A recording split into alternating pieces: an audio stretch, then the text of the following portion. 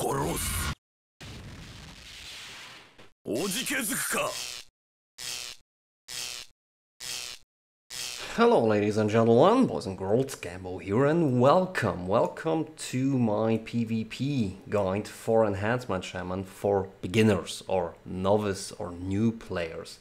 But before we go a little bit deeper into the guide, let me first, or allow me first, to share a few words with you. Probably you already recognized it, that in the last 4 to 5 weeks I was completely offline in the game. The reason for that is pretty simple. There is nothing anymore in the game which would satisfy me or which I would enjoy and have fun. And because of that, there is no more reason for me to be active in the game. So yeah, I know, now you have the question, okay Gamble, why do you doing then this beginner guide for PvP for Enhancement Shaman? And the question for that, or the answer to that, is also pretty simple. First of all, I think as a skilled and experienced Enhancement Shaman player, I do not only have the responsibility but some kind of duty to try to help you guys, especially the new and novice player, and even for some skilled and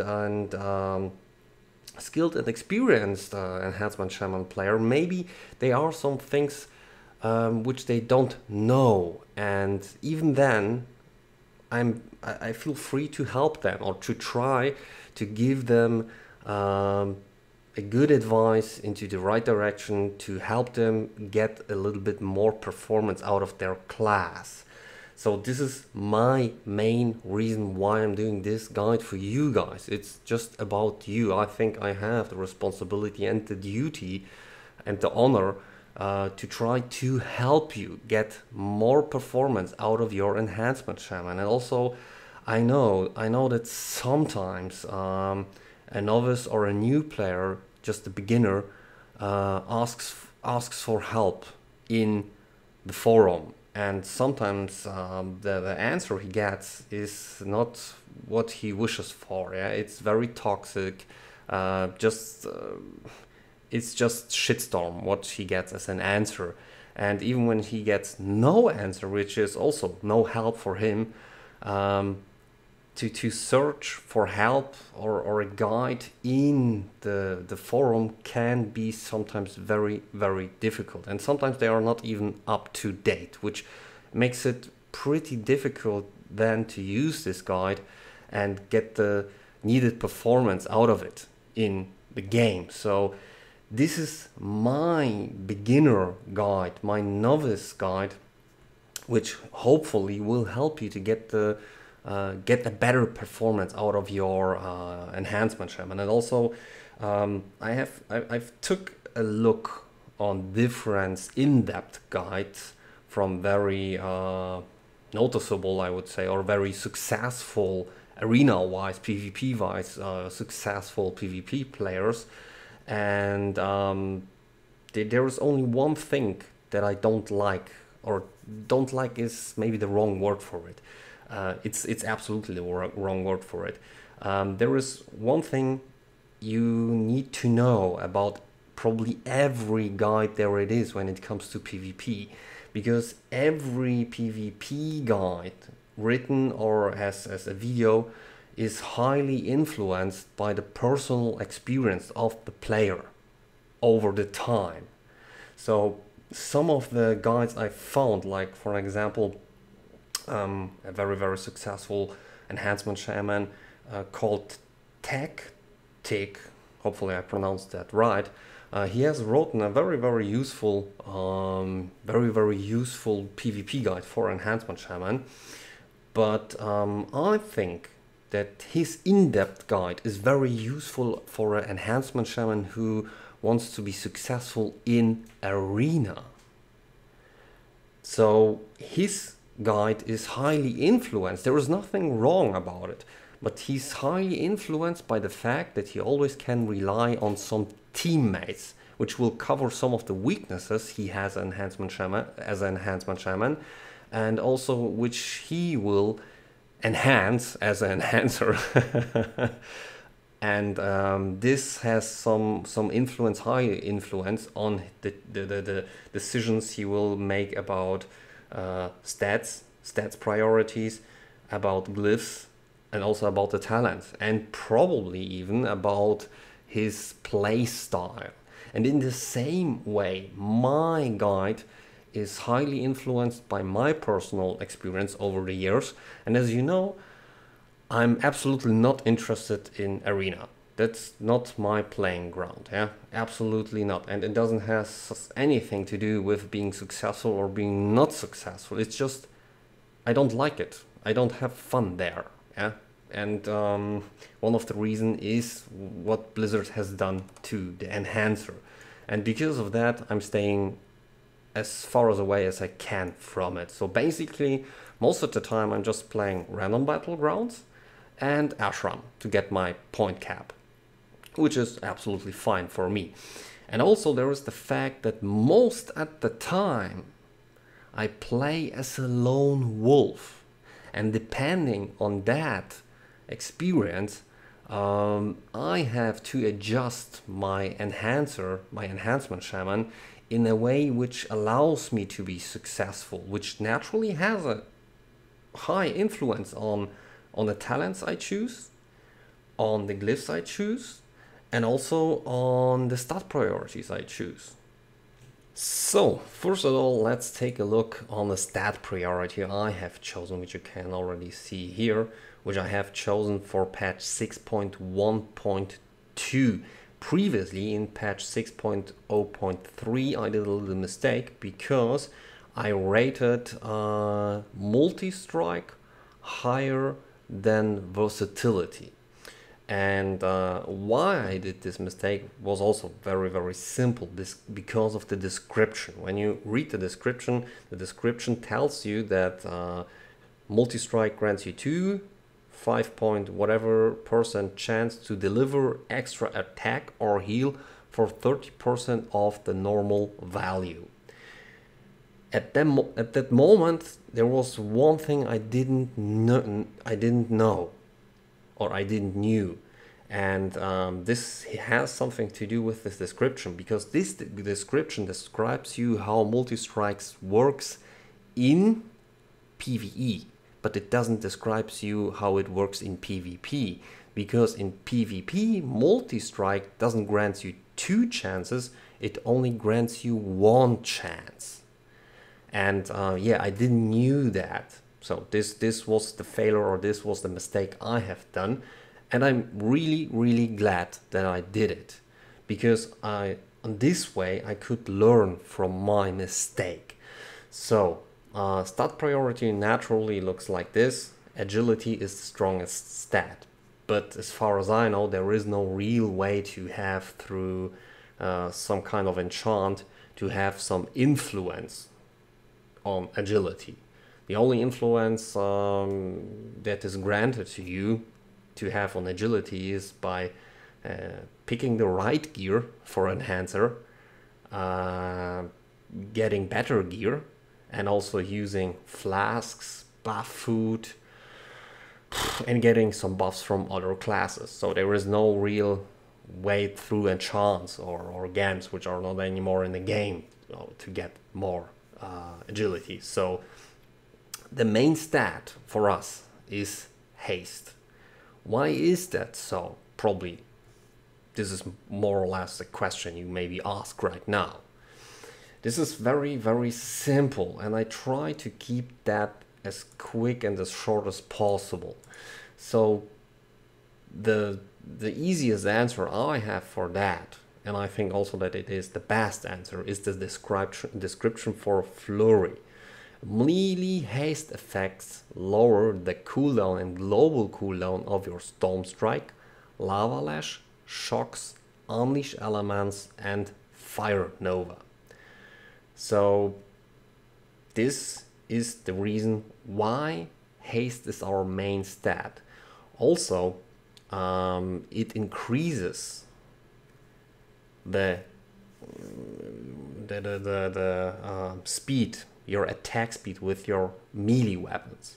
And the more often you hit your target, then faster you will get your Millstone weapon stacks.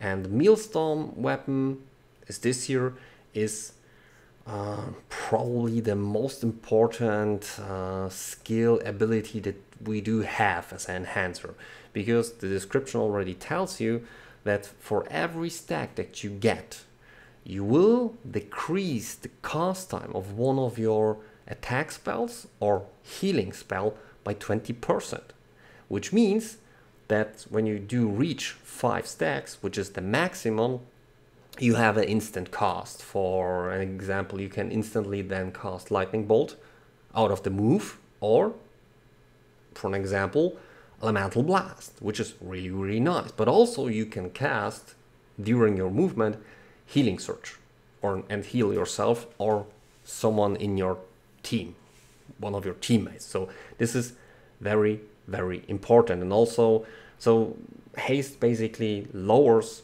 the cooldown of some of your main attacks, which also will help you to get then often you use them, then faster you will get your 5 stacks of Millstone weapon.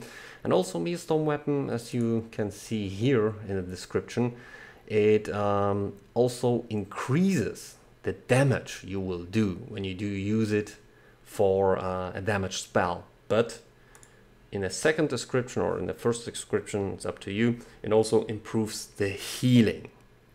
So with 5 stacks of Millstone weapon, you also improve your damage by 50% and your healing by 50%. So this is more or less the main target for you, to always get as soon as possible 5 stacks of Millstone weapon, because it keeps you alive and it also will trigger and do some extra damage to your opponent. Very, very important.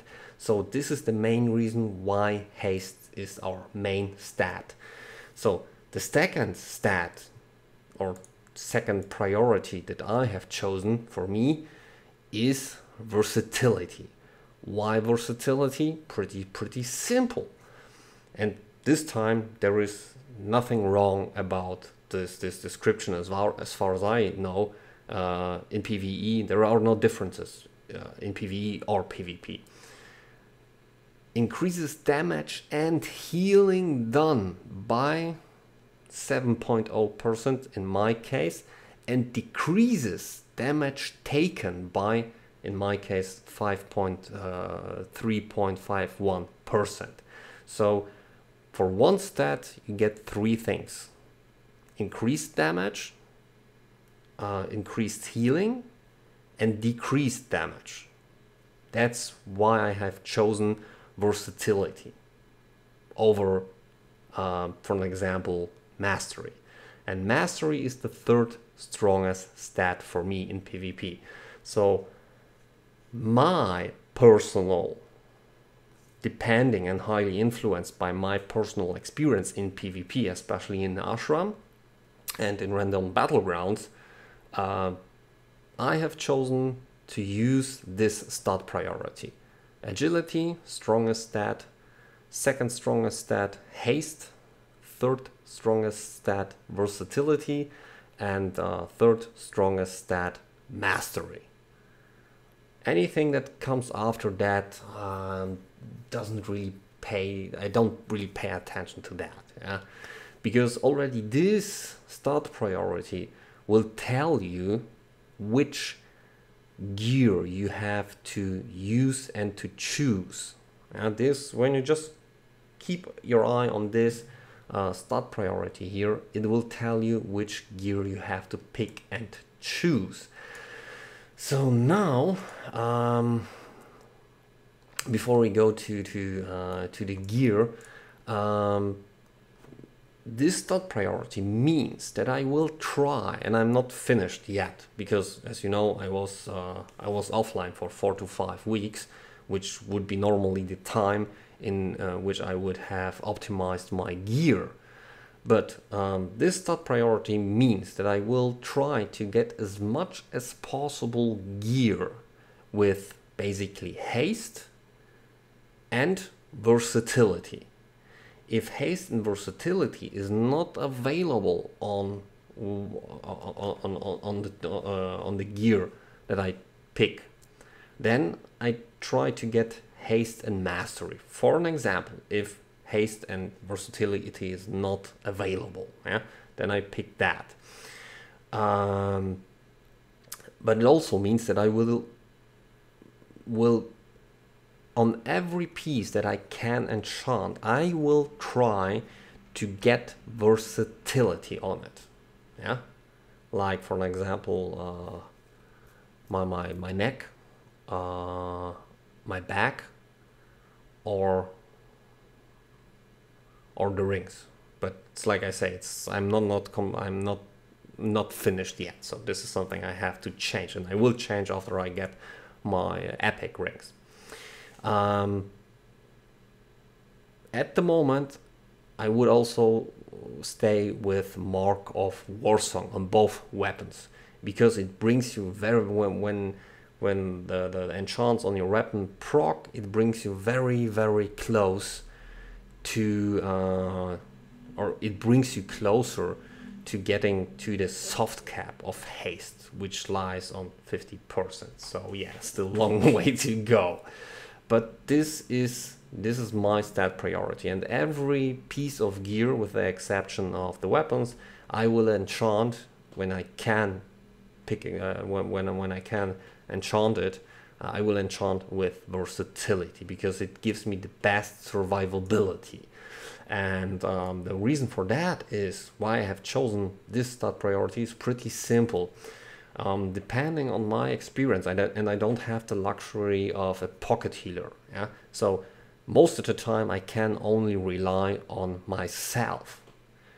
And because of that, and because of the experience which I get over the years, which tells me and has shown me that I not always have the luxury to open the fight, yeah? Very often I get the opener on me, from a rogue, from a warrior who charges me, from a caster who starts to cast on me, which means I have to survive for quite some time until I can get up on him and then be in close combat with him, which is very important, because this is the only way how we get or basically the only way how to get millstone weapons stacks. There is also one more way, which I will tell you a little bit later about. But yeah, this is mainly the reason why I have chosen to use as stat priority agility, haste, versatility, and then mastery at the last. Now we come to gear. One thing you should make sure is at least to have 4 or 5 set items. Why? Also very simple. You want to have both, in my opinion, both set bonuses. You really want to have both of them, because already the first one is really powerful. When you active feral spirits, the duration of incoming crowd control effects is reduced by 25% for 30 seconds. So every fear, every sheath, every stun you get, every crowd control effect is reduced by 25%. Very important to break CC. Then also the next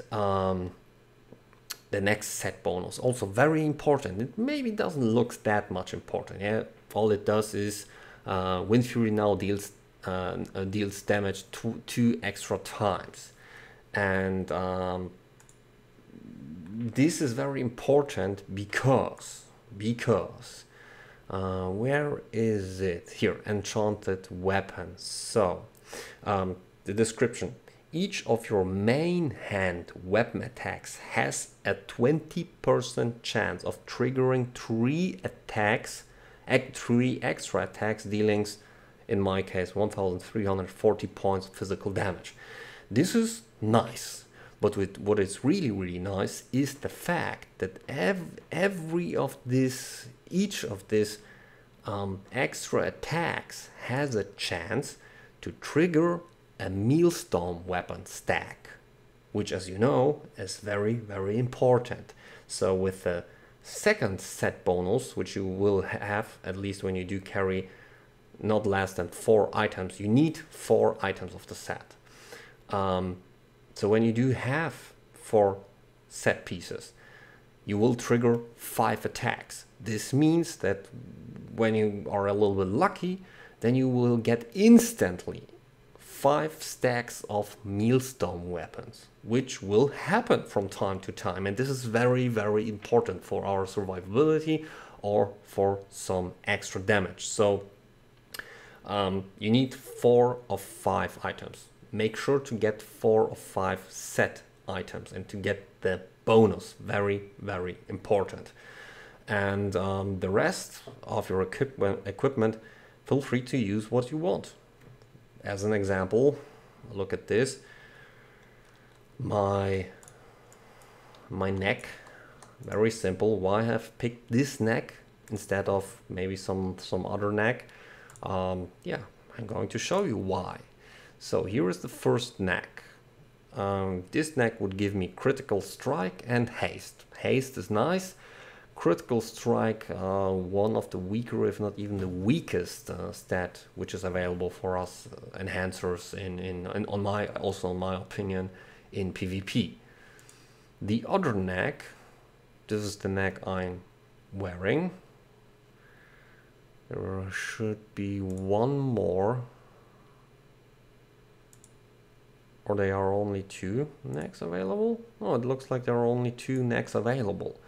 So yeah, now it's up to you. Which one would you pick? I mean, there are only 2 available.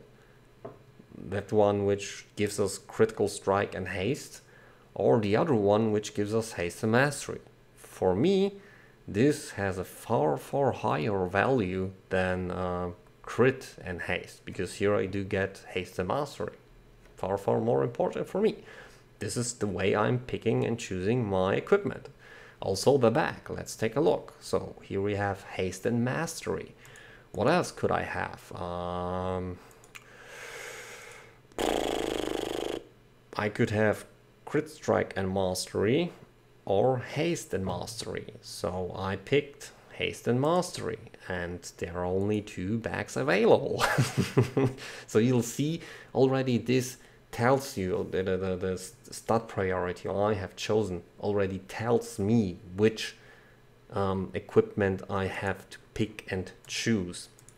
Also important to know about this guide is what I don't want to do is to give you a copy just of my enhancement shaman, so that you do copy that and become just nothing more than a copy of my enhancer. What I try to do here, and hopefully will succeed with that, is to give you some advices into the right direction, and really a basic on which you can build up your own enhancer and develop your own playstyle, choose your own glyphs, choose your own talents, and just really develop a personal playstyle with it. Yeah. Also feel free to experiment with the stat priorities. As I say previously, I have chosen not such a strong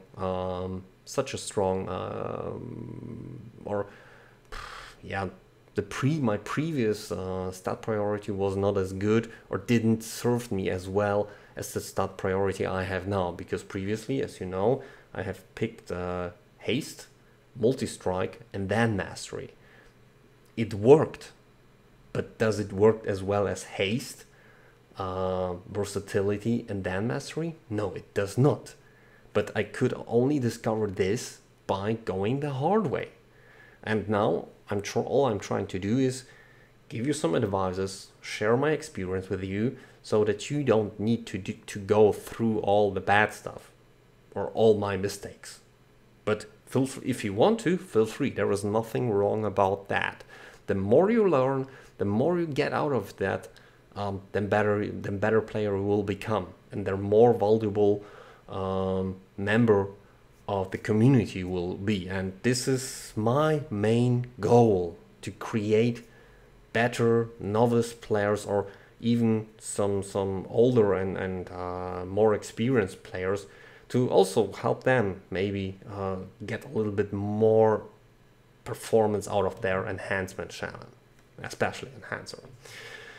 So yeah, this is the way I have picked and chosen my equipment, and I already can tell you that one of the 5 set items I will change because I don't need them, and by trading one of the set items, which one of them I will improve slightly, but this is important, slightly improve my performance, because then I can take a look, okay, what do I have here? Haste mastery, crit multi-strike. I think shoulders would be a good decision to trade them for the non-set, for an example, non-set shoulders, because look at this, here I would have, on them I would have crit and haste.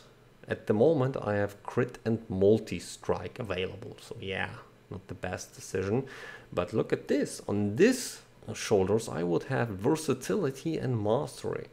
Looks for me far better, looks for me as the better choice. Maybe, nah, I'm not picking this helmet, has absolutely the wrong stats on it. That I can already tell you now.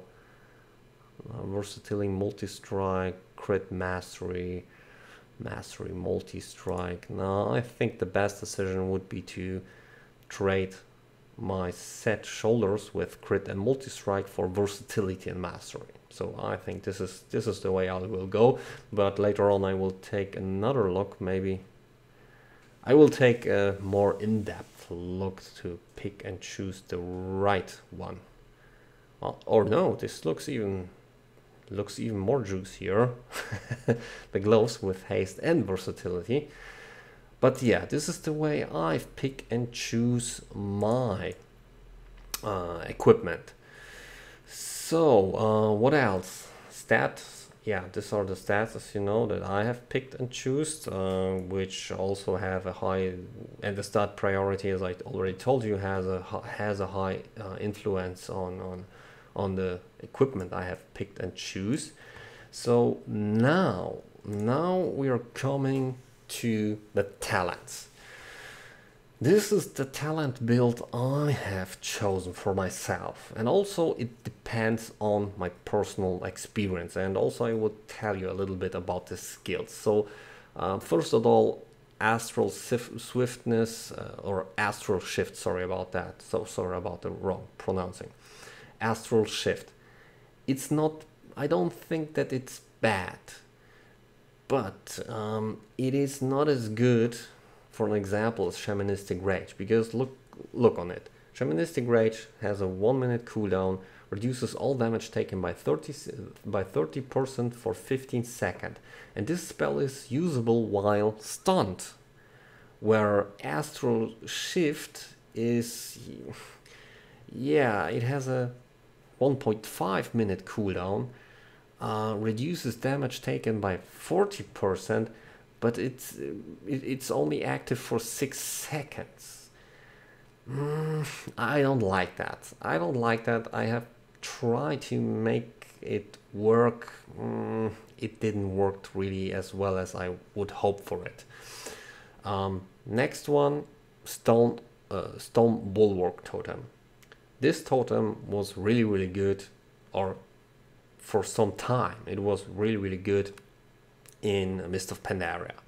Since Mist of Pandaria is gone, I haven't picked it or tried to use it.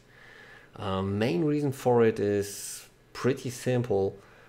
Stone Bulwark Totem is an earth totem, and as you know, we can always have only one element, one totem of the same element.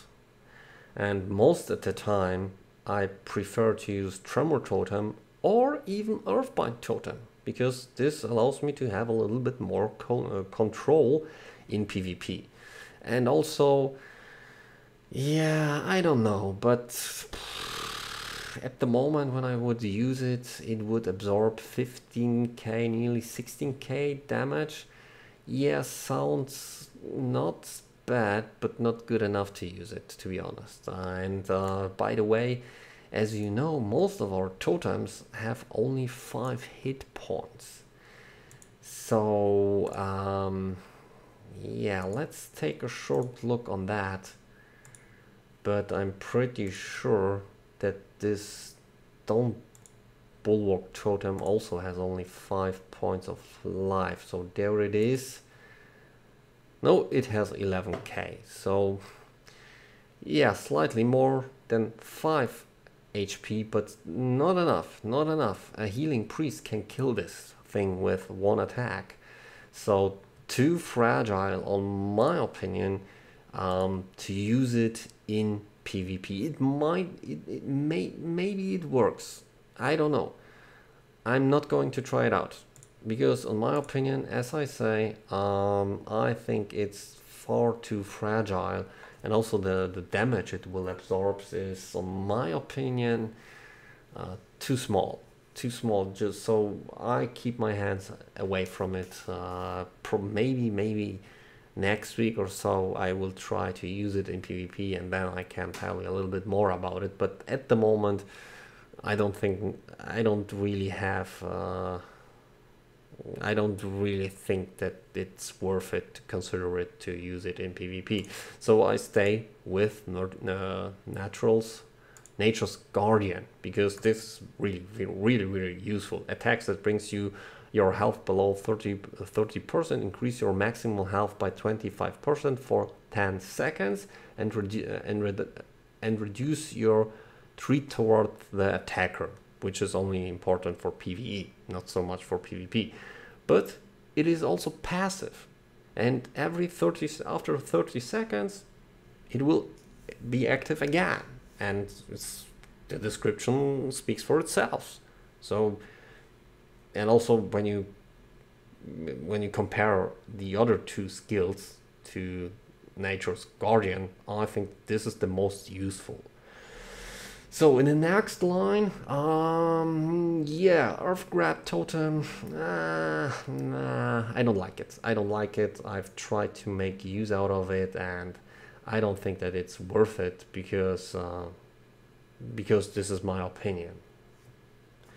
And it never really worked for me, so I stay away from it. Frozen Power, yes, it is pretty nice. I think, but I'm not really skilled in it. Yeah, I don't know. It doesn't really fit into my personal playstyle, so I don't like it, and I keep my hands away from it. But I can tell you so far, if you have, let's say, a Retribution Paladin body, or maybe another shaman in your arena team or whatsoever, it might be very useful, because then it would be, I would say, it would be a mistake to also use, if your body already uses Windwalker Totem, then it would be a waste. Yeah, because only one of your teammates or only one of the shaman needs Windwalker Totem, because this makes the whole party immune to movement impairing effects.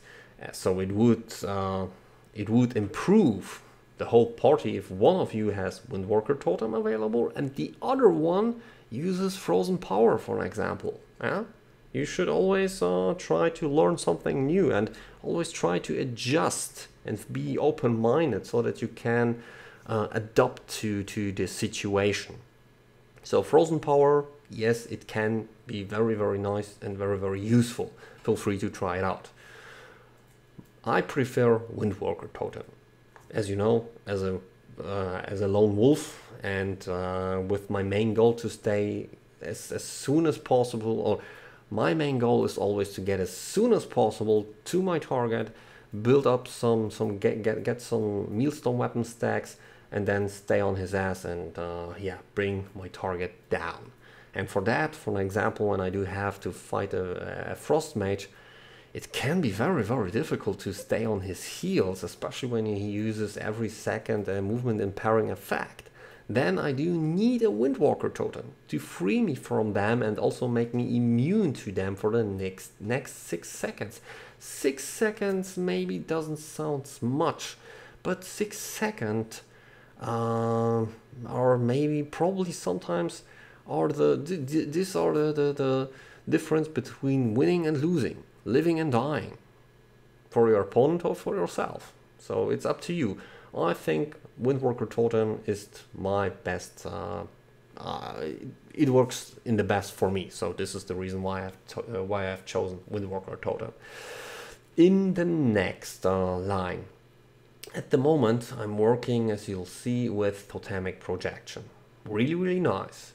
But also Call of Elements. It's also absolutely worth it to use, because with Call of the Elements, when you read that, resets the cooldown on all totems with a base cooldown shorter than 3 minutes.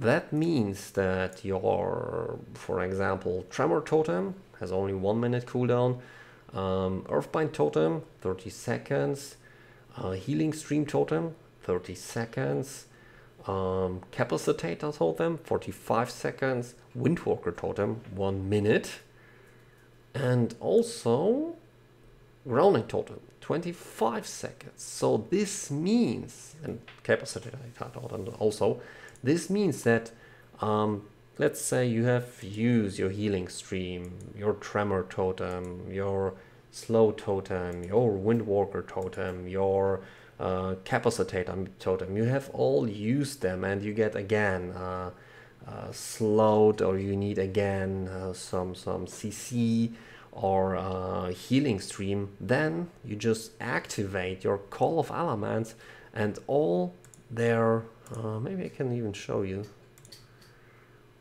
and all the cooldowns will be immediately finished. Where is it? Where is it? Oh, there it is. Nice. So let's do it one more time. There it is, here it is. And so also this one. So you'll see I have cooldowns everywhere. I use my Call of Elements and immediately all cooldowns down, so I could use them again. So really, really nice. You should give it a try. But also right now I like to work with Totemic Projection, because first of all, it's always good to try something new, but after the changes from MOP to Warlords of Draenor, as you know, our crowd control effects are in the best way a bad joke, because there is no more instant CC that we have available. Yeah, the shortest CC I think that we have is still, in my case, nearly 1.5 seconds to cast the Hex. Yeah, earlier on in Mist of Pandaria, when you would build up meet some weapon stacks and get 5 of them, you could instantly cast Hex, which was really, really nice. But this is gone. Now you have to stay still and try to cast it, which makes it sometimes pretty hard to get the full use out of it. But okay, it is what it is. No need to whine about it. And in this case, Totemic Projection still not available. Okay, 2 more minutes. In this case, Totemic Projection will help you to make a better use out of your CC, especially when it comes to the Capacitator Totem, because as you'll see, when I do use my Capacitator Totem, yeah, it stays there, and in this kind of area it would become active, which means that when my opponent is not somewhere around this area, he doesn't get stuns, he doesn't get stunned. Or sometimes, and this is even worse, because the Capacitator totem also has only 5 health, which means that some of your opponent will attack it and just kill it with one blow. It has only 5 hit points. Even a healer can kill that thing by an auto attack, which is a really bad joke. So to prevent myself from this kind of pretty bad experience, I start to use totemic projection, because with totemic projection I can do something like this here.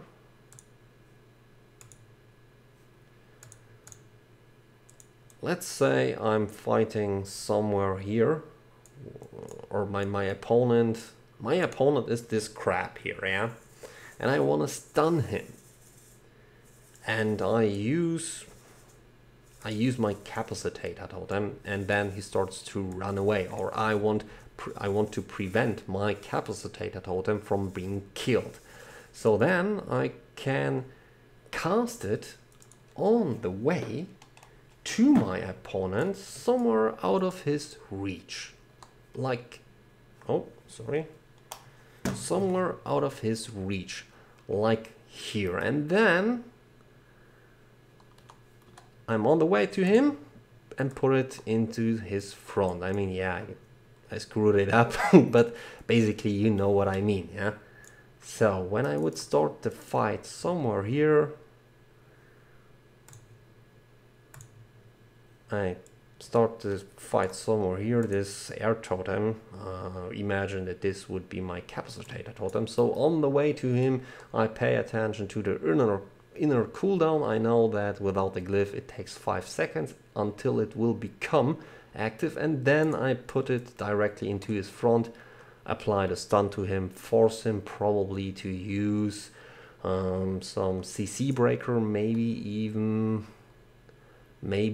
the trinket, which is also pretty nice to me. So this is the reason why I start to use totemic projection, because it allows me to get slightly more use out of my CC. In the next line, we do have Elemental Mastery.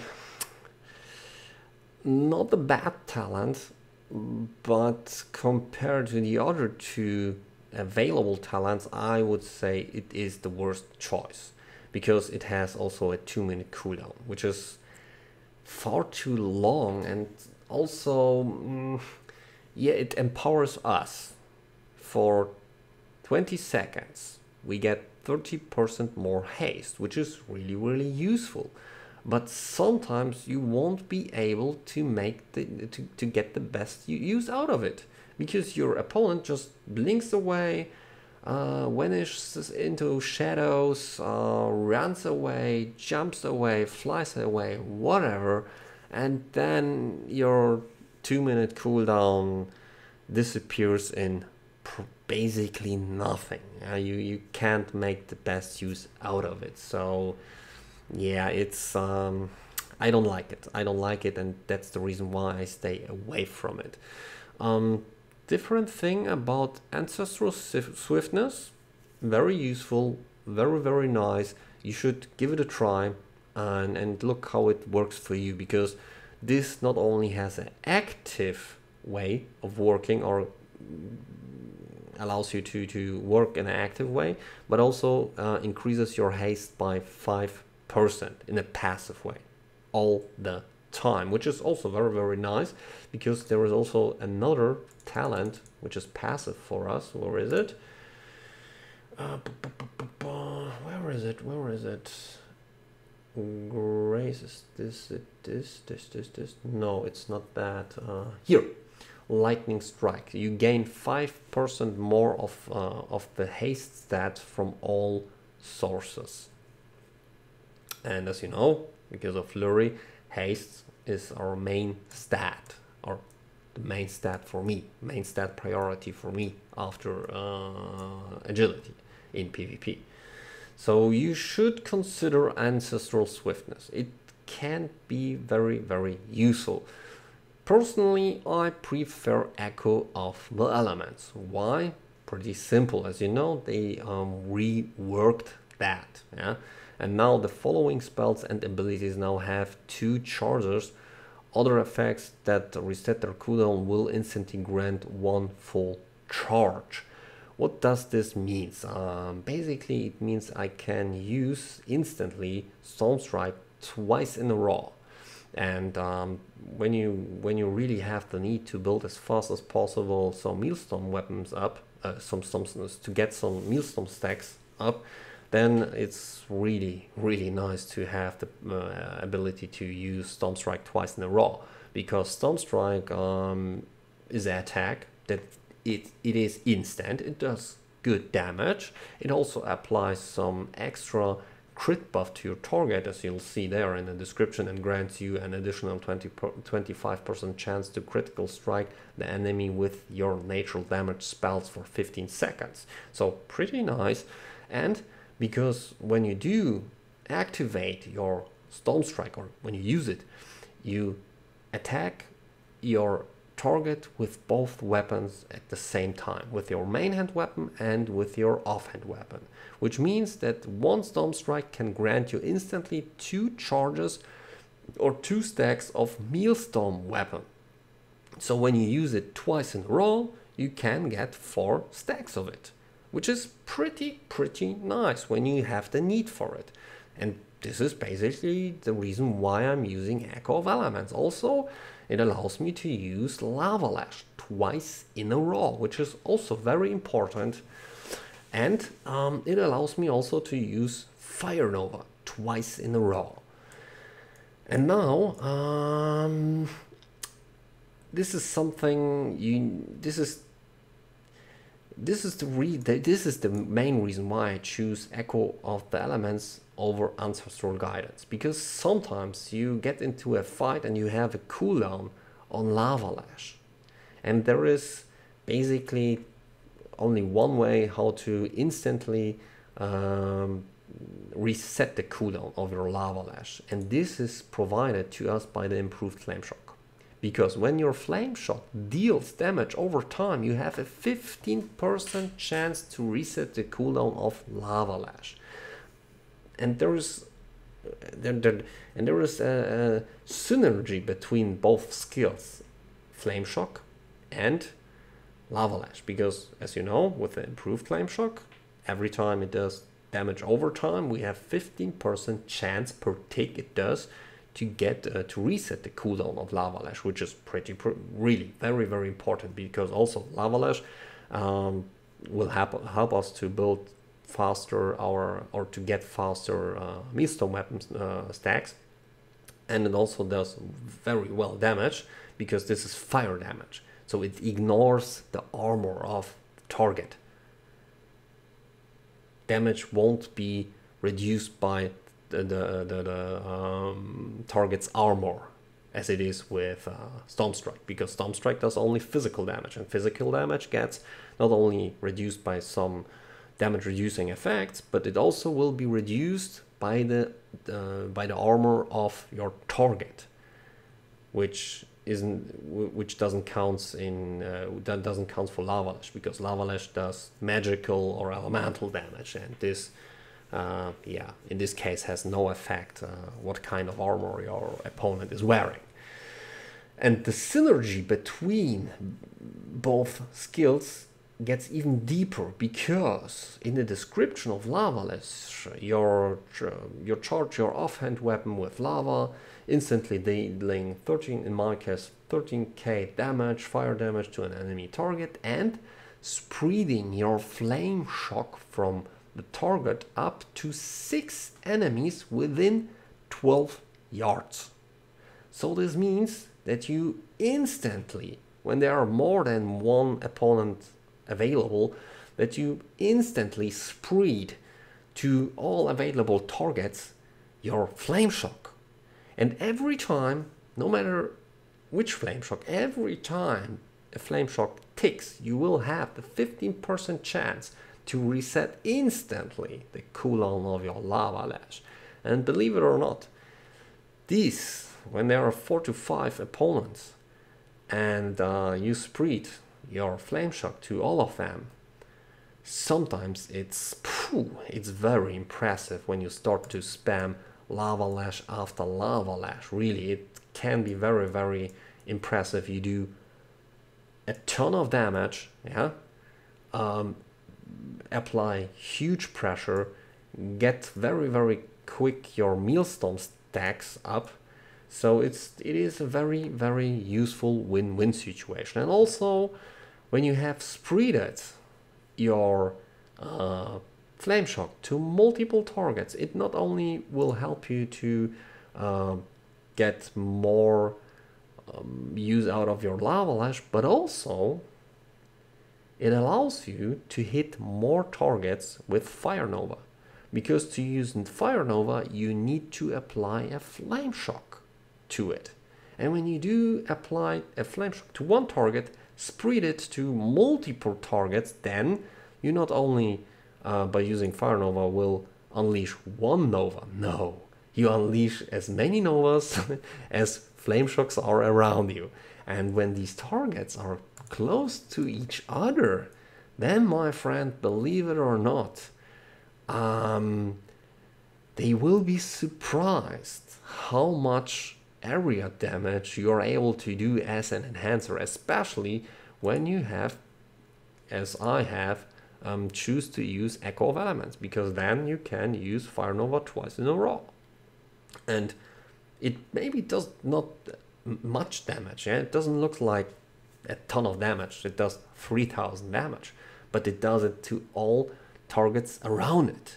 And when these guys are close to each other, then they hit each other with their Fire Novas. And this is a huge multiplier. It really does, it can do a lot of pressure, a lot of damage, really a ton of damage.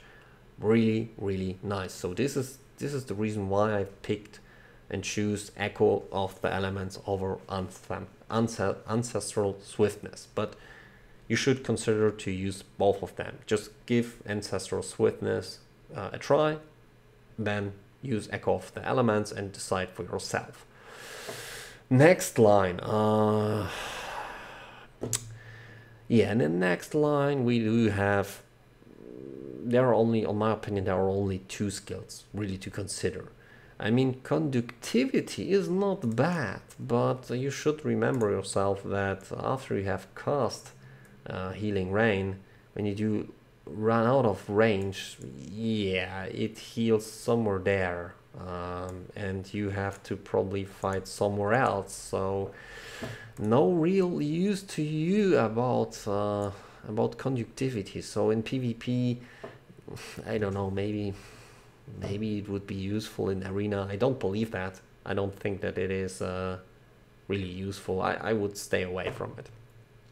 So you have basically 2 skills, or Ancestral Guidance and Rushing Streams are really useful compared to conductivity, in my opinion. Ancestral Guidance, 2 minutes cooldown. For the next 10 seconds, 20% of your damage and healing, including multi-strikes, is converted to healing up to 3 normally injured party or raid members. It can be nice. It isn't anymore as strong as it was in MOP. It can be nice. Give it a try. Find out how useful it is for you.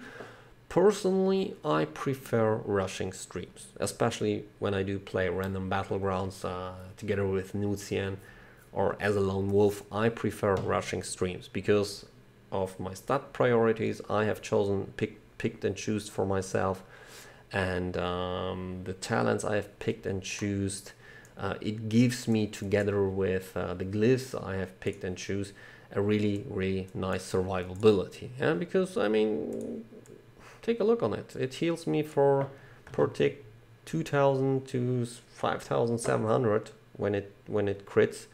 So not bad overall.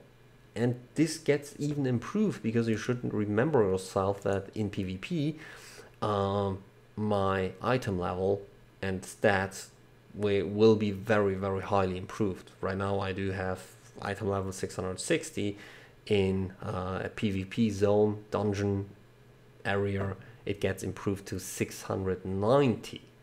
So whole different level of stats I will get there. So yeah, I prefer to use rushing streams. It is a very reliable talent, I would say.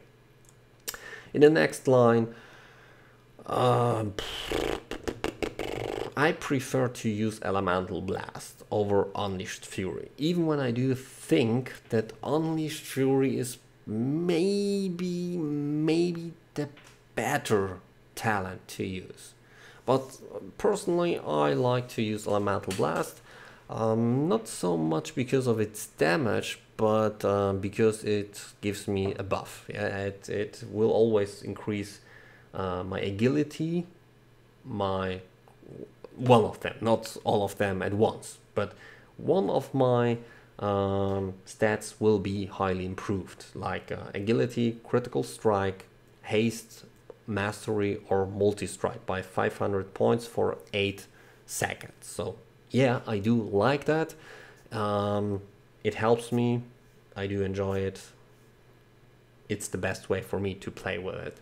Unleashed Fury, on the other hand, is yeah, also pretty nice, because when you do just use Unleashed Fury, then every time you use the Unleashed Elements, it improves also your multi-strike chance by 5% for the next 8 seconds. Yeah, this is granted, this you will get. And also it improves the damage you will do for the next 10 seconds with every lightning bolt you do by 30%, which is also pretty nice, because it's not anymore as it was in MOP that Elemental Blast was our hard hitter. Now, believe it or not, the basic lightning bolt is our hard hitter. I mean, compare it to Elemental Blast. It does 6,500 damage, where my my Elemental Blast does a little bit less, but it does less, really. And here I have, when I do use Unleashed Elements, yeah, I increase the damage for my next fire spell, which also counts for Elemental Blast. I will increase the damage by 30%, by 40%, yeah. But even so, I never hit as hard as with Lightning Bolt and Unleashed Fury. And then with this combo I have available here, by using Unleashed Elements and then Elemental Blast, it only works once, and then I get cooldown on Elemental Blast, also have cooldown available for Unleashed Elements, so I can't use it again immediately. It doesn't count for my next Elemental Blast. Where here, basically, I could use my Unleashed Elements together with the talent Unleashed Fury, and I do keep the buff, the increased 30% damage for my next Lightning Bolt for the next 10 seconds, which will not only buff one or trigger get used only by one Lightning Bolt, but all Lightning Bolts I will do in the 10 seconds benefit from it. So I would even say that it is probably even the slightly more useful talent compared to Elemental Blast, but you should try for yourself both. Absolutely useless Primal Elementalist. Pretty sad talent, really. Pretty sad. Why is that so? Very simple. Look at this. This is my basic fire element. It has 172k life.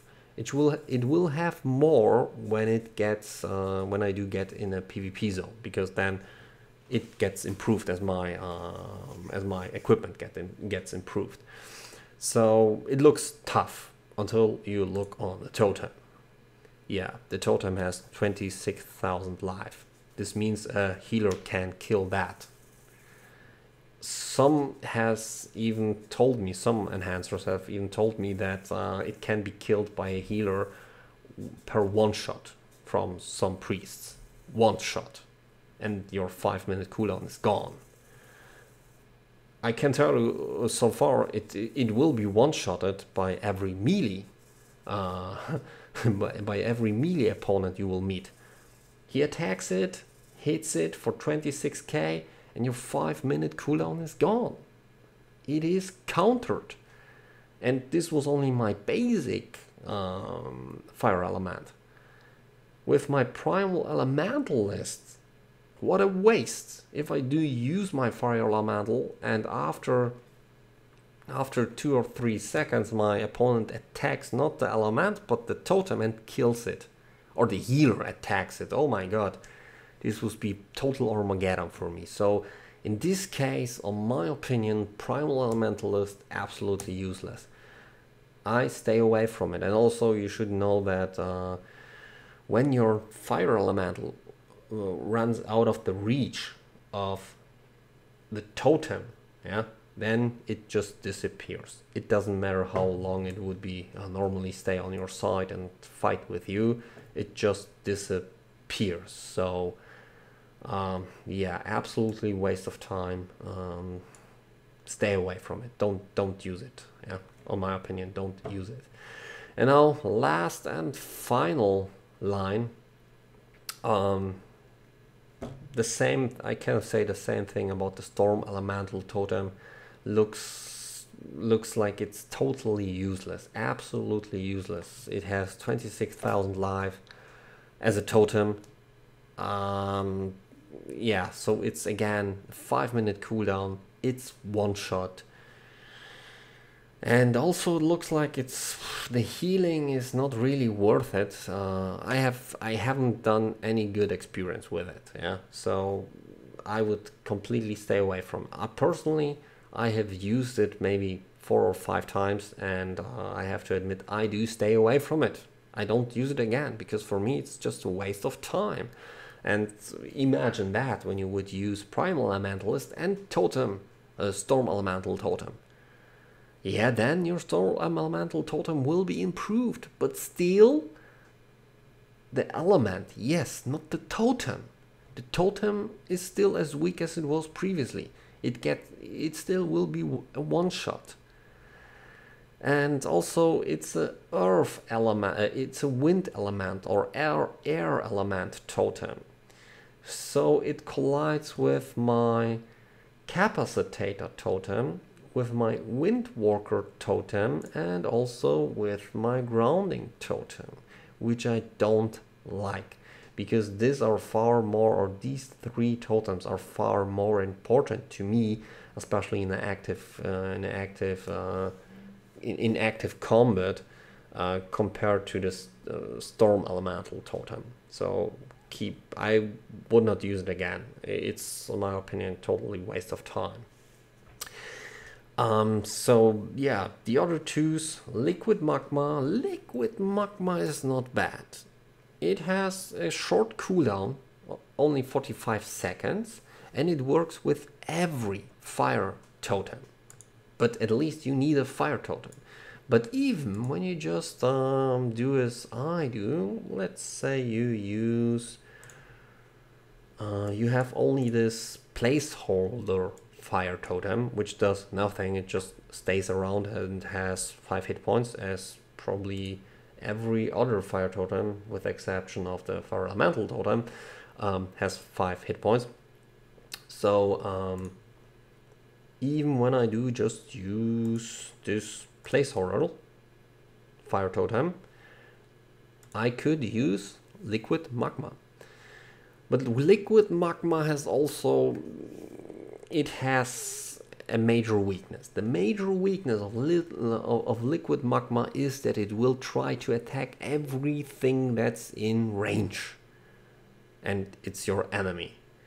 And when it starts to spread its damage to every opponent or any enemy that it's available in its range, yeah, then I mean, honestly, it does, let's say in PvP it would do 2000 points of damage, 2k damage to any target, to every target. When you do spread this damage to 4 opponents, 3 pets, whatever, yeah, it's absolutely not worth it. And also it shows the weakness that when someone attacks the totem, then your liquid magma is countered, or when someone attacks it and kills it, liquid magma is gone.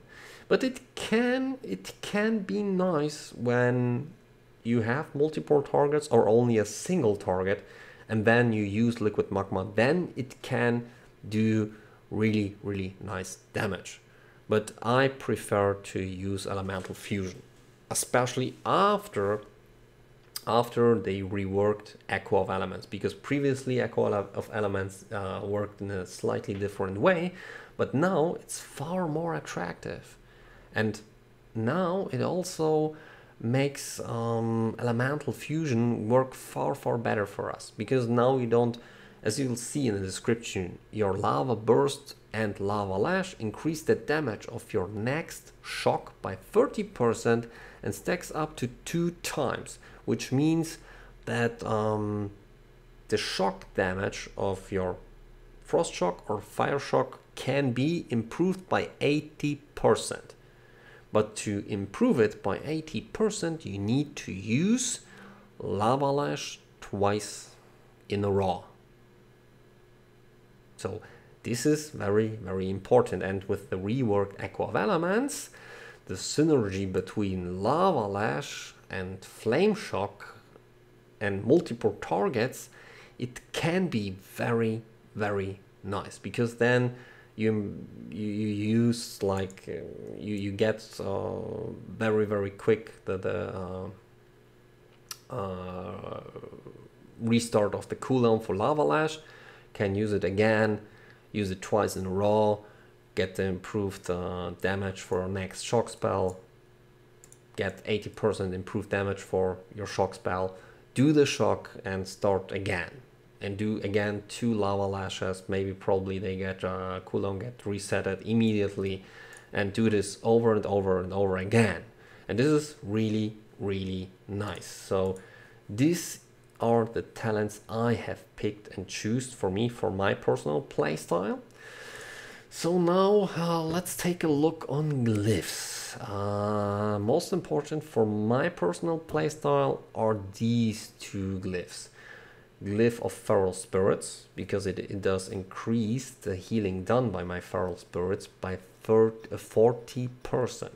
So it highly improves my healing. And as you know, I have also picked Versatility. So the healing done to me is improved.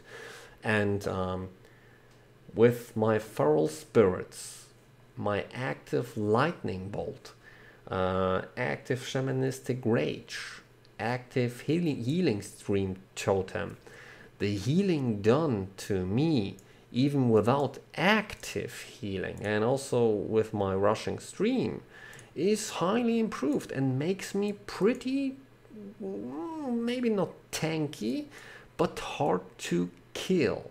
It allows me in some cases to survive a very hard opener from a rogue, from a mage, from a hunter, from a warrior, from a feral druid, to survive that opener together with sometimes Natural's Guardian, to survive a really hard and well-timed opener on me.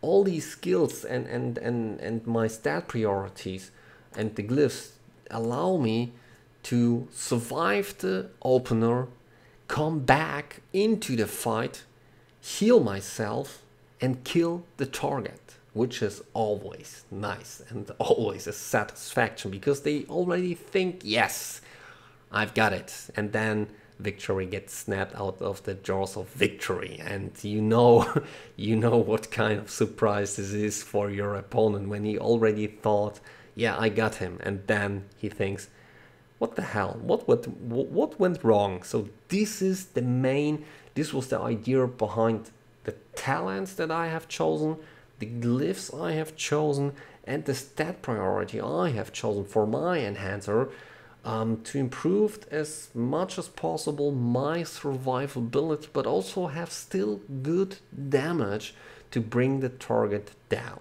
So hopefully this little guide was helpful to you and will help you to do your first steps into PvP, have some success, and build on this base, on these basics, to start to build your own enhancer. Because the last thing I want is that you just become a copy. I want you to become a true original. Also, the third, I mean, these are the glyphs I use, but feel free to use different glyphs. There are many other glyphs which are pretty useful, like Glyph of Capacitator Totem. This reduces the time until it becomes active by 2 seconds, which means it does not take 5 seconds to become active and trigger the stun. It just only takes 3 seconds. Doesn't sound much, but you should give it a try. Sometimes, especially when you do play probably in a rated battleground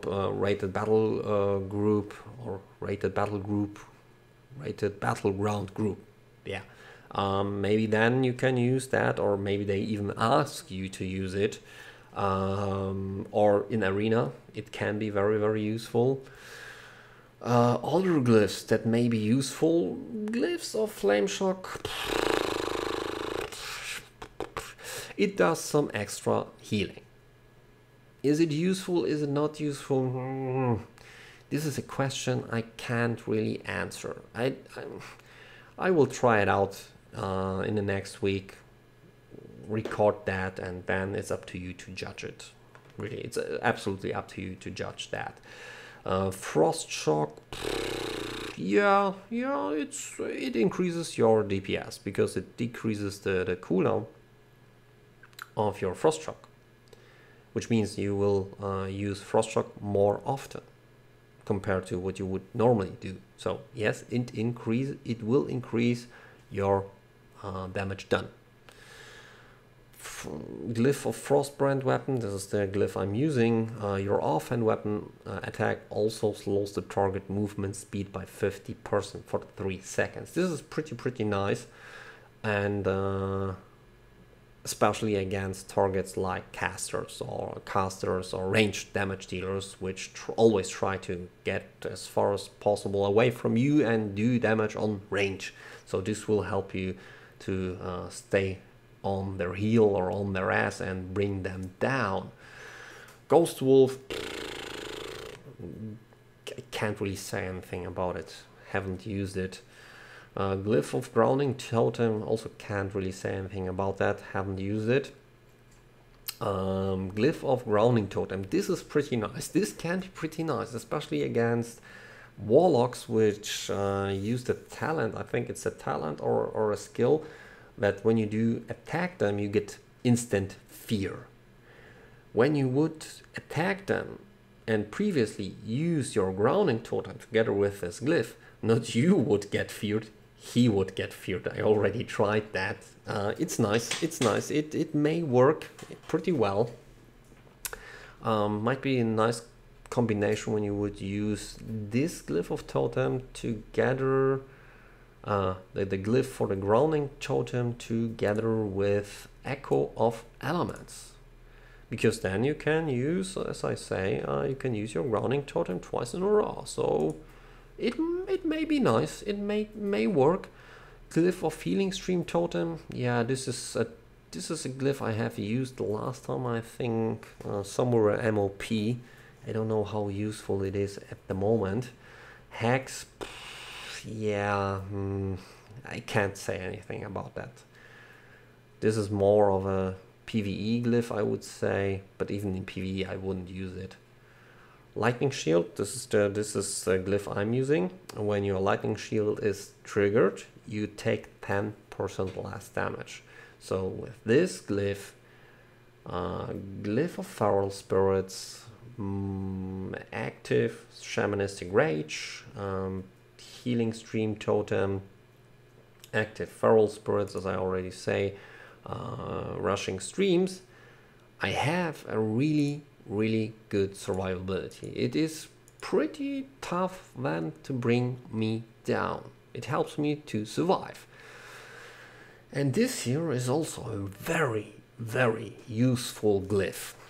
Every time you successfully purge a target, now it grants you a stack of Millstone weapon. This is the only way I know to get Millstone weapon stacks in range without using of Ascendants. Ascendants also can give you Millstone weapon stacks, because then in Ascendants your melee attacks become a range of 30 yards, I think. 30 or 40, what was it? Can't remember it really. Ascendants, 30 yards. So yeah, without Ascendants, this is the only way I know how to get Millstone weapon stacks, and especially against some caster classes like Paladin. This is against Paladins or Druids. This is a very useful glyph, because they always have some kind of buff which you can purge, and by doing so you will get a Millstone weapon stack. Do that 5 times and you have 5 Millstone weapon stacks, even without touching him, even without touching him once in melee combat. So very nice. Yeah, this one haven't used that, so can't say anything about it. Glyph of Shamanistic Rage, really nice, very effective, especially in PvP. Activating a Shamanistic Rage ability also cleans you of all this dispellable harmful magical effects. This also breaks CC, like the stun hammer of the Paladin, or the AoE stun of what was it, of a Warlock. Also it breaks the stun which is triggered by a capacitator arrow, or what was it, I don't know the name for it, this arrow which will stun you from a hunter. And yeah, it also breaks the stun triggered by a capacitator totem. So when you have the feel that you do need like a extra trinket to break CC, maybe this might be the right glyph for you. Next one, yeah, didn't really have tried that, so don't want to say anything about it. Rest of the totems,